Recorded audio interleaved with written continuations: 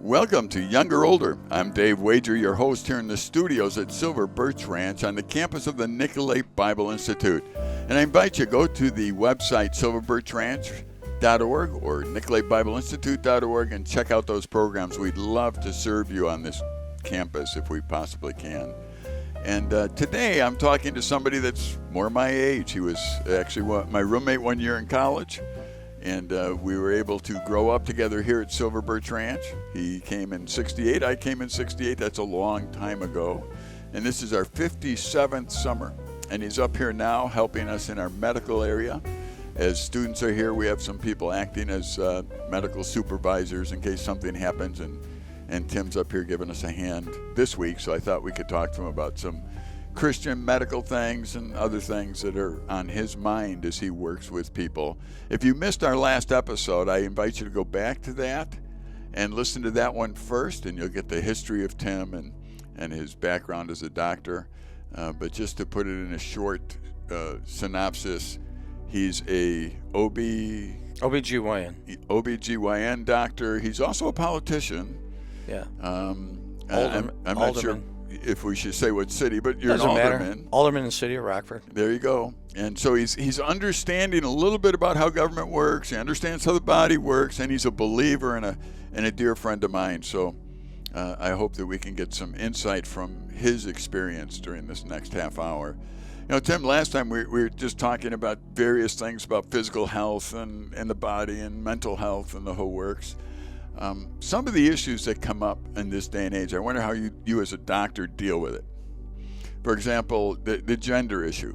Mm-hmm. We're talking about there are people today that if I even mention the gender issue, then I'm insensitive and I'm a bad guy and I could care less about people's feelings or whatever. And I'm thinking, you know, here's my thought as a non-medical person when someone's trying to figure out whether there's more than two genders or not, or whether they can choose their own gender. It's like, I think they just lost their logic to me. It's like if you can't tell the difference in something simple like gender, then why talk to you about anything? Now that's my total non-medical opinion on something. I agree. There's two genders. There's male and female, and a female is a human woman. And a male is a human man. I mean, I think it's pretty straightforward and simple. You know, it's even taught in medical school. I don't know what they're teaching now, but that's what it was taught, and that's how we proceed with medicine. I don't do that kind of psychiatric work, but gender misidentity has gone on before. But it was always, and I guess the cure rates were pretty good with cognitive therapy. I don't know what changed. I don't know where legitimate psychiatric approaches to gender dysphoria have been cast by the wayside. And now we give gender-affirming drugs and based on an adolescent or even an elementary school child's desire to be something else, which is always fascinating to me because we don't let students under 16 drive. We don't let them vote under 18 or under. We don't let them drink until they're 21 because of the judgment and things that are involved. I mean, you're not going to put an 8-year-old in fly 747. Right. He may even be able to work the controls. We don't do that because they don't have that kind of judgment. And we both were in education. I mean, students don't even begin to think abstractly or critically until they start getting about 13, 14 years old. So that's the beginning of it, not the end. And so we somehow have confused kids, and I think it's intentional. We confuse them, and then we step back and watch the mayhem. I don't know, because I don't understand the point. Why Why would you talk to elementary school kids about gender when they need to learn about reading, writing, math, history? Right. I don't understand that. Where did that come? What is the goal? And my only take from it is that it's just causing confusion. And I think we have the same faith, and we know who the author of confusion is, the evil one. And I think when we stop thinking foundationally, and we think, based upon man is the measure of all things, this is what we get. When man becomes the measure of all things, we get confusion. Because everybody can't be right. Somebody along the line has to be wrong. And I think this is why, as you alluded to, if you brought up, I believe in two genders and that's it, people get angry, and they don't like that, and I don't understand why. It's because I disagree with you. It doesn't mean I hate you. I just disagree with you. I think you're wrong, right. And I think you're wrong because I think foundationally, I think we were created. There's a purpose. This is all plan, and to think otherwise is just is seeds of confusion. And when you have that, then humans become the measure of all things. And so I believe that. I believe that medically, and I believe that spiritually, and I believe it theologically, and as a practical measure of human existence. So when you treat young, is there an age like your specialty waits to treat people? Do you treat young girls? There's some subspecialists in like pediatric gynecology and things like that that exist. And so when there's certain problems, we find somebody, usually at a university center, to do things like that. But you do that with parents there, obviously, parental input, or at least a parent in a room with a child 8 years old, or. Yeah, but I actually have never seen anybody that young. I think the youngest person I've ever seen was a pregnant 11-year-old, a pregnant 11 or 12-year-old, who unfortunately was sexually assaulted. All right. But that's the youngest patient I think I've seen. I don't see them much younger. Sometimes the emergency room will ask some advice, but we usually try to get them to see somebody who does that every day. Okay. Yeah. Well, it's interesting when you start looking at all the situations that can come up in your profession. Obviously, you have people that are claiming things that you could easily say, no, this isn't true. You are a girl. Yeah. Is it that they just feel like they're not, and somebody's affirming that, or what is it? Yeah, I'm speaking, as a, a belief set as a doc. And it's just what I see in the national media and the news and reading and hearing they had some young women who were a little bit remorseful testifying before Congress or other bodies. That's the limit. I'm not a psychiatrist. Right. And I think the one rule about a little bit about doctors, I think it's a rule in general, is the sign of competency is not knowing everything. It's right. knowing your limitations. So if somebody came in with expressing some kind of gender dysphoria and wanted treatment, I would move them to a psychiatrist who would engage in some cognitive therapy. Yeah. Well, the interesting thing is my background obviously isn't medical or psychiatry. It's just a teacher, and I've always appreciated the differences between boys and girls when I taught them. Yeah. And really, there is a difference. When I teach them, they're not the same. Yeah. No, regardless of what anyone says, if you just open your eyes and you observe, they're different in how they respond, how they act, and that's fine. That's the way God made them. And from my teaching in the Bible all these years, where everyone who's ever been created, the Bible tells us that while they were in the womb, God formed them, and God doesn't make mistakes. So whatever gender you were born is the gender God wanted you to be. And so I look at it from that angle. You're looking at it from a medical angle, which is the same. You're also looking at it from a spiritual angle, because I know you're a brother in Christ. So, you see that as well.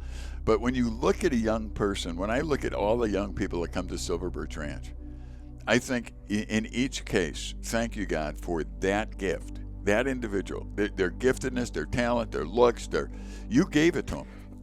And there's so many young people that are not happy with their giftedness, their looks, whatever it might be.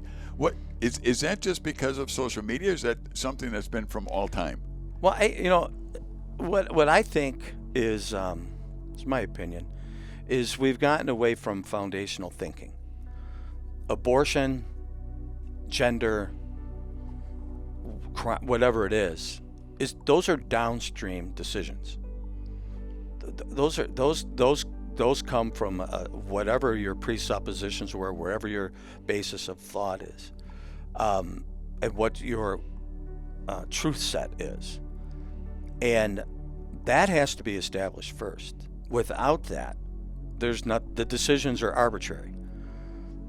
It's just, human life in a womb becomes arbitrary because you're not thinking foundationally. You're thinking about I, me, and not the fact that there's two lives. So, for instance, you and I believe this is life in the womb. And then the downstream decision is a woman says, well, I have a right to choose what goes on in my own body. And I say, you're right, you do. But so does fetus. Right. Fetus has a right and a choice because it's human. So you have a choice, and so does the fetus. You're both healthy. You don't get to choose for the fetus whether it lives or dies. That's a foundational thought. So you and I believe that there is objective absolute truth, and that's found in the Bible and God's revelation. And that's where we begin. Without that foundational thinking, without going to an objective absolute source, if we don't do that, everything beyond that is arbitrary. It's just man regulating man. Man is the measure of all things. And so if we eliminate the foundation, then we're humanist. And then it's whatever the culture decides, whatever the narrative is. It's whoever is the loudest. Right now, it's whoever is the most intimidating. So, people, they express certain beliefs. This is my belief set. And then people will attack you, even personally. They don't attack your ideas. They attack you personally, and out of anger. And so we lose the ability to have good human discourse on legitimate disagreements. So when people talk to me either politically, for instance, we had some abortions clinics open in Rockford. They talk to me politically, morally, ethically, medically, whatever that is. I retreat to foundational. This is what I foundationally believe. This is what I believe is absolutely true. This is my source of absolute objective truth, and this is what it says. And this is what I follow based on that. If you don't like it, I didn't make it up. Right. It's not my decision. This is God's decision. If you don't like it, talk to him. Right. I don't know. I can't help you. But that's what I believe. So I believe the Bible says there's certain things in the Bible that, that merit honest discussion, and we do that. Right. But we don't throw stones at each other and hate and cancel and all that. We have beliefs about sexuality, but I have friends who are gay. I'm not in charge of their life. Right. And we talk earnestly. I don't think that that's the right way to live, but they're still my friends. Right. I still talk with them. I hang out, and we have a good time. And I don't think anything more or less of them. I just think that, and the interesting thing is I don't get to pick or choose, because God also says, I love everybody. Right. I created them, and my son died for them. Yep. And you, Tim Durkee, do not get to pick or choose who's valuable, who's not, and you don't cast judgment on them. And so when we deal with these difficult societal issues, first you have to be willing to make a stand, and then point to where your source is, and say, it's not about hate, because I disagree with you. It doesn't mean I hate you. Right. And because I'm exercising judgment by saying I don't think this is right, doesn't mean I'm judgmental. I don't say, hey, it's not good to behave this way, and therefore you're not of value. I'm not going to hang around you. Right. We don't get to do that as believers in Christ. We're to engage people, engage the culture, without being hateful. Right. So, and that's hard. I think it's hard even for young people, because with social media and the rise in anger that has come about in human discourse, makes it tough and challenging for young people to stand up for what they believe, even older people. Yeah. You see corporations shrink and different people shrink in the face of criticism where they could take a stand, and they sometimes don't do that. It's a little more convenient to not necessarily go with the narrative, but let the narrative fly. Yeah. And I don't do that. So Yeah, it's interesting again because obviously we as believers are even told that we could love our enemies. we're supposed to. Yeah. So it's one of those things where you look at it and go, it's not a matter of whether I care for somebody or love somebody. It's a matter of, for me, if you're going to live in a way that you weren't created to live, you're going to have to live with that mess that you're creating because of it.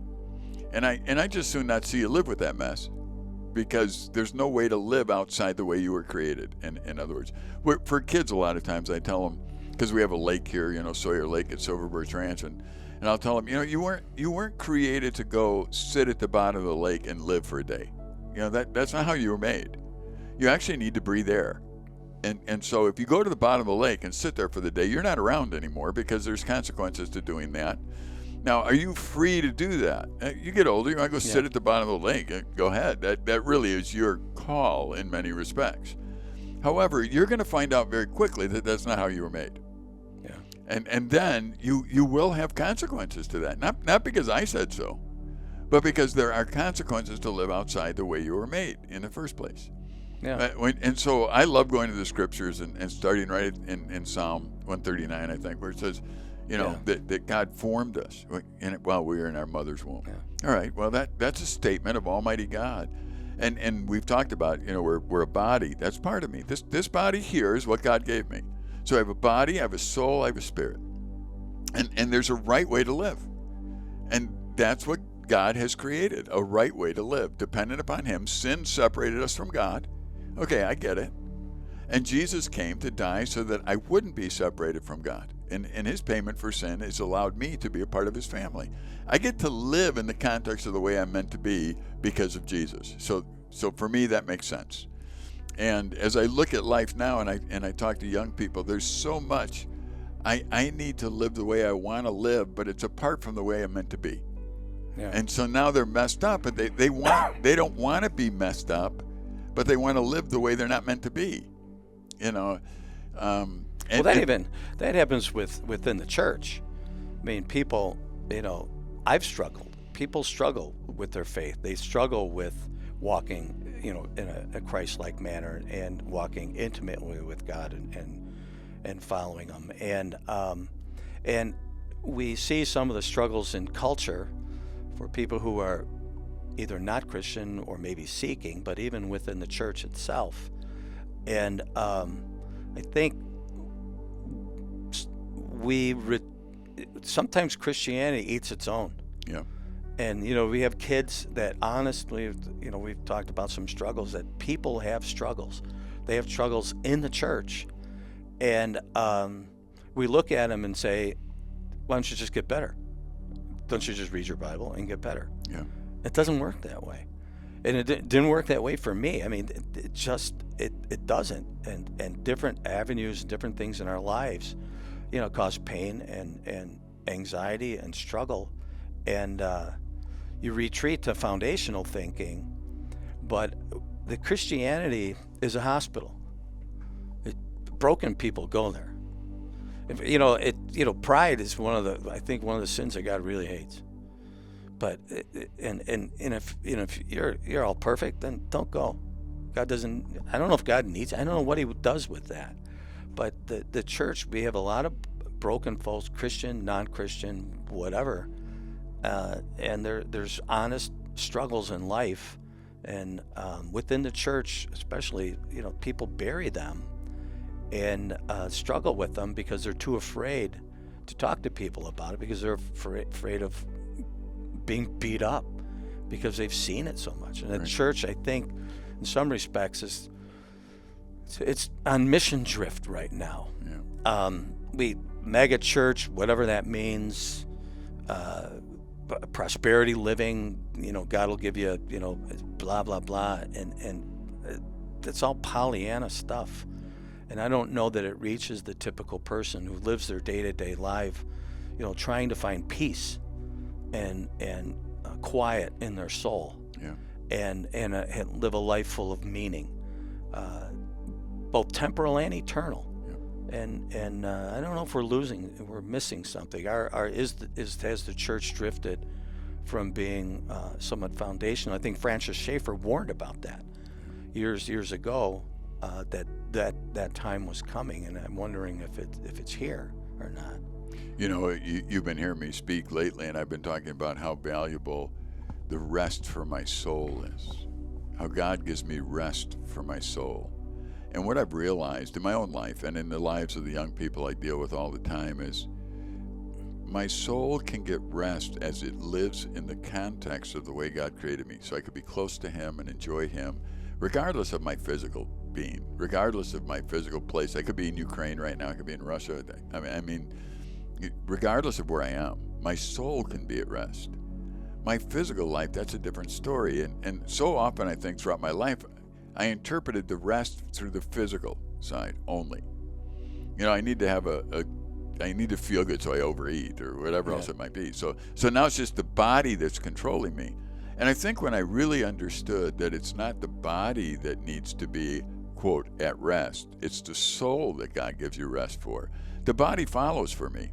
Then the soul is at rest, and I begin to understand that the body needs to support that. Not the body isn't all by itself. The body is something I think that Satan loves to use. He loves to use it against us if we can. So I have these urges and these desires and whatever else it might be. It's not that those always destroy me, because if you're hungry, you should have the urge to eat. That kind of thing. But when it becomes excessive, when you have the urge to make yourself the center of attention, when you have the whatever it might be, it's the physical side that can destroy you so quickly, because you're really a soul and a spirit that goes on forever. And one day, the physical side just leaves. I mean, one day you'll see this physical body, but I'm not going to be there. Okay, well, that's a whole different story then, and that's what we're preparing for. So the physical side doesn't really control us in the first place. Yet so often it does. I mean, do you have people come to you that want antidepressants? Yeah. Okay, that's a physical thing, isn't it? Yeah. Is it valuable? It's a tricky thing. There are, like, we deal a bit more. Most of what I deal with postpartum depression, or premenstrual syndrome, PMS. Those are actual known physiological events. There's chemistry that gets altered in the brain that has to be adjusted, and you do that. But some of these patients of mine, they encounter people around them that it's devastating for them, because they look at the patient and say, well, why don't you just get better? Go outside, just go get better. And it's like it's a complete for some reason, behavioral medicine is frowned. It happens a bit in the Christian church too, where there is this miswiring. People do struggle. I take a pill, Lipitor, right, because my liver makes too much of something called cholesterol. Left unchecked, it'll clog my arteries. I'll get a heart attack and I'll fall over. Hopefully it's Silver Birch somewhere. Yeah, there you go. But I'll dig a hole for you. Strap me in there. And nobody thinks twice about that, right? Because it's all measurable. Behavior is my clogged coronary artery. It is the result of a misfiring, some chemical neurotransmitter imbalance in the brain that's just not working right. And that happens. If my heart and my liver can be sick, why can't my brain? And so Christianity and others tend to be a little harsh on people with depression or some of these other things. But the other caveat that we just talked about there also is that question of, if you were to ask, I think most people, what do you want most in life? And we've talked about this before, is peace. It's shalom. Right. I want to be at peace. Right now, you're talking about quiet in the soul. It's just, they want to be, with all that's going around, they want to know everything's going to be okay. That sense realization that everything is good, God is in charge, whatever happens, there's a point and a purpose, and I'm fine with it, and I will trust God. And my Christian walk has been more like the pre-resurrection Peter, saying dumb stuff, doing dumb stuff, and it's been a roller coaster for some point in time. But only recently, in the past couple of years, I started to realize how to work at getting that shalom, that peace, in God, and spending time in trying to avoid stupid stuff that distract from what I'm supposed to be. But getting a sense of it has been it's been cool. Yeah, I've told young people so often I will ask them if God is tolerant, and they'll all say yes. I'll say no, he's not. He's patient. Yeah. There's a huge difference, and don't ever mess it up, because tolerance means you're looking at somebody who's not living right and saying that's okay. God's never going to do that. In eternity, there's no tolerance of sin. Patience is different. He sees us. He sees you. He sees me where we're at, and he says, I know where you can go. And we're still moving. And so he's still merciful and graceful because he's moving us along, but he's not tolerant. And when you say that in our culture, so many people really get bugged by it, because it's like, no, Christians are to be tolerant. I'm saying, no, we're not tolerant. I mean, if somebody comes, even if they're struggling with depression or might be whatever, I'm not tolerant of that. What I am is I'm saying, can we work on that? Yeah. Now, it could be that you are thinking wrong. It could be that you're totally ignoring God, totally self-centered, and you're miserable because of it. Okay, that could be. It could be because you need some wiring fixed. Yeah. Go to a doctor. I don't know what the answer is necessarily, but I do know that God isn't going to be tolerant. He isn't going to put up with stuff. He wants us to be resting in Him. He wants our souls at rest. And if we're not, then we need to get into the scriptures. And if we're still struggling, we need to go see a competent physician or somebody that might be able to help us sort it out in another way. Because when Jesus was asked why he came, he said, I came to give life. He didn't say I came to die and have you with me eternally. He said I came to give life and life more abundantly. And then we're obligated to show people the same patience that God has shown us. Absolutely. Yep. Well, you're listening to Young or Older. I'm Dave, and this is Tim. We're coming to you from Silver Birch Ranch. Goodbye for now.